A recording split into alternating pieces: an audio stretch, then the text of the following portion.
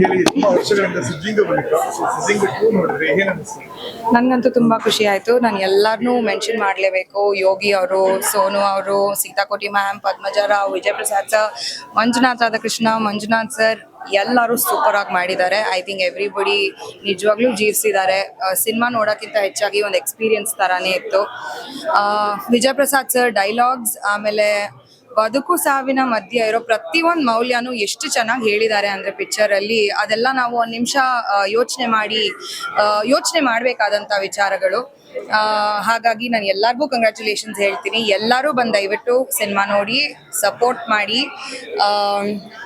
ಎಲ್ಲರೂ already ಹೇಳ್ತಿರಂಗೆ no age category, ಎಲ್ಲರೂ ಬಂದು ಎಂಜಾಯ್ ಮಾಡ್ಬೋದು. ಅನೂಪ್ ಸೀಲಿಂಗ್ ಸರ್ ಮ್ಯೂಸಿಕ್ ಅಂತೂ ಸೂಪರ್, BGMs ಅಂತೂ ಬೊಂಬಾಟ ಆಗಿತ್ತು. ಅಯ್ಯಪ್ಪ ಸ್ವಾಮಿ ಇದೆ ನನ್ನ favourite BGM. Thank you.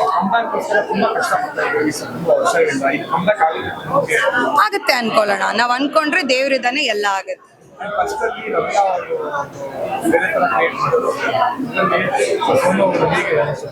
Sonu ಅವರು ತುಂಬಾ ಚೆನ್ನಾಗಿ ಕಾಣ್ತಾ ಇದ್ದಾರೆ. ಅವರು ಅವ್ರ ಪಾತ್ರದಲ್ಲಿ ತುಂಬಾ ಚೆನ್ನಾಗಿ ಜೀವಿಸಿದ್ದಾರೆ. ಎಷ್ಟು ಚೆನ್ನಾಗಿ ಗ್ರೂಮ್ ಮಾಡ್ಕೊಂಡಿದ್ದಾರೆ.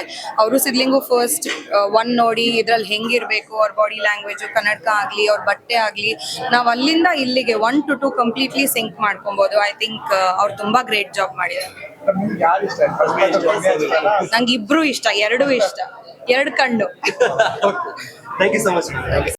ಇವತ್ತು ಸಾಕಷ್ಟು ಮಾಡ್ತಾ ಇದೆ. ಸೊ ಮೂವಿ ನೋಡ್ಕೊಂಡು ಬಂದಿದ್ರಿ. ಸೊ ಓವರ್ ಆಲ್ ಮೂವಿಗೆ ಸಿದ್ಲಿಂಗ್ 2 ಬಗ್ಗೆ ಹೇಳ್ತಾರೆ. ಆಕ್ಚುಲಿ ಎಲ್ಲರಿಗೂ ನಮಸ್ಕಾರ. ಸಿನಿಮಾ ತುಂಬಾನೇ ಚೆನ್ನಾಗಿದೆ. ಪ್ರತಿಯೊಂದು ಸೀನಲ್ಲೂ ನನಗೆ ತುಂಬಾ ಇಷ್ಟ ಆಗಿದೆ ಏನಪ್ಪಾ ಅಂದ್ರೆ, ಪ್ರತಿಯೊಂದು ಸೀನಲ್ಲೂ ಕಾಮಿಡಿ ಜೊತೆಗೆ ಒಂದು ಬ್ಯೂಟಿಫುಲ್ ಮೆಸೇಜ್ ನ ಕೊಡ್ತಾ ಹೋಗಿದ್ದಾರೆ. ಅದು ನನಗೆ ತುಂಬಾ ಇಷ್ಟ ಆಯ್ತು.